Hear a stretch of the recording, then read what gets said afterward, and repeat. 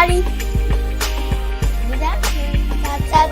Hello, everybody. Welcome to the Read-Aloud. 3, 2, 1. Hi, everybody. My name's David Chapman. I live in southern Spain, a very beautiful place out in the countryside, surrounded by mountains and almond trees and olive trees. And I've been writing and inventing short stories for children for a long time, for my own daughters and for my grandchildren. And this year I published my first book, which is called Yadira, the Beloved Friend. Here it is. And I'm going to read a chapter or two of this book, and I hope you all enjoy it. Okay, here we go.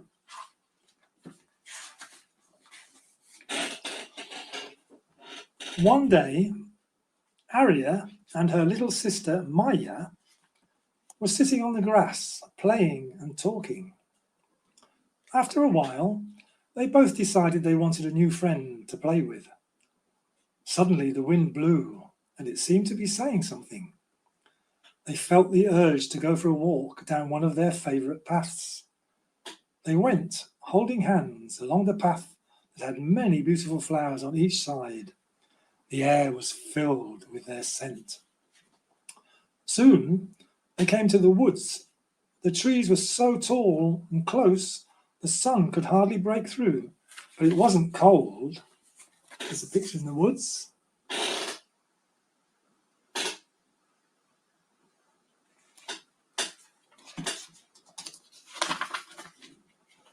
They followed a narrow path that led down to a clearing where there was a chuckling stream. So they sat quietly and waited. It wasn't long before they heard the sound of leaves being trodden on and branches moving. Something was coming towards them.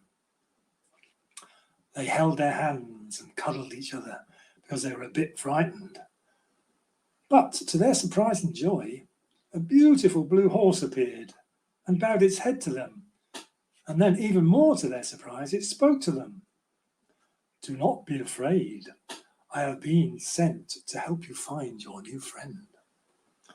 The blue horse then knelt down and bent its back legs, saying, "Climb onto my back, and I will take you into the secret grove, where magical seeds are planted that grow into all kinds of wonderful beings." The horse's back was nice and warm and very smooth to touch. "Can you tell us your name, please?" asked Aria. "They call me Bluebird because I run so fast that I fly like a bird." And off they went. It was true. He went so fast it was like flying.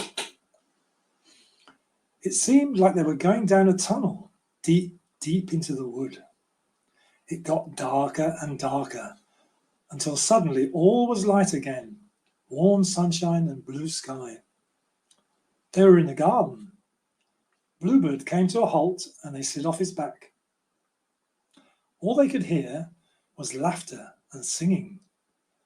The garden was full of all kinds of animals, children and birds, all playing together. Ari and Maya ran to play with them, but an old woman stepped forwards. She had long white hair, big shining eyes and a lovely smile. "I know why you're here, and I can help you find your new friend."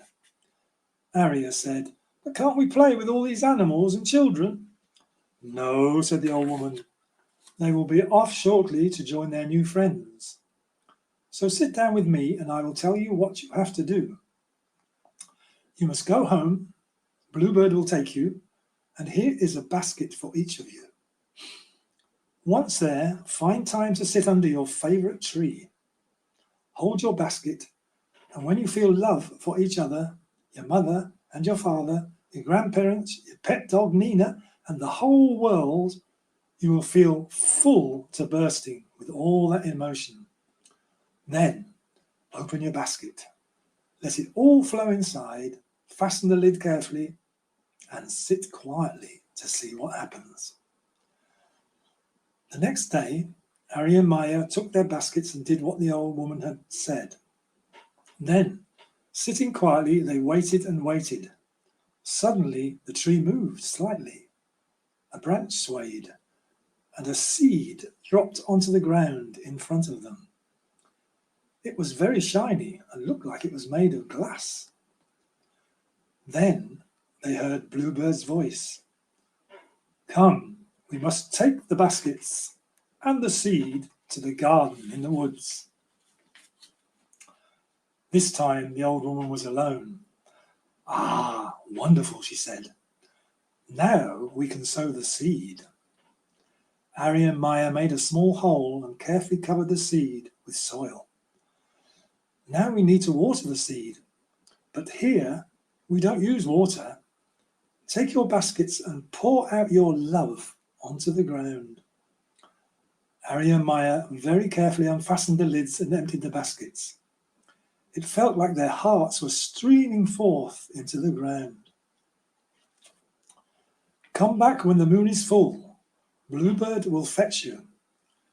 Sure enough, on the next full moon, there he was, waiting for them to climb onto his back. The old woman was there in the garden and took them straight to where they had sown the seed. They looked and waited and looked. There's a picture for you.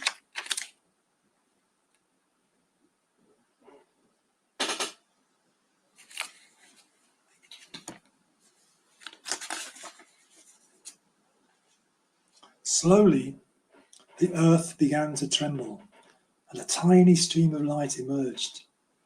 The light got stronger and stronger. Soon it began to take on a shape. It was a girl, a bit like Arya and a bit like Maya. She had very dark brown skin and long black curly hair. "This is your friend. Her name is Yadira." Yadira is an Arabic name that means the beloved friend. The following stories will be all about the adventures and fun Arya and Maya have with Yadira. That's the end of the first chapter. And now I'll just read you another short chapter halfway through the book. It was a very cold day in winter, and the ground was covered with a hard frost. Arya and Maya put on their scarves, boots and hats to go out. Yadira was waiting for them. They all looked at each other and laughed because only their noses, mouths and eyes were visible. They could see their breath mingling with the air. But then a strange thing started to happen. Their breath, instead of disappearing, froze in midair. They started to play and make patterns with their breath. Then Yadira said, "Look what we can do with our imagination.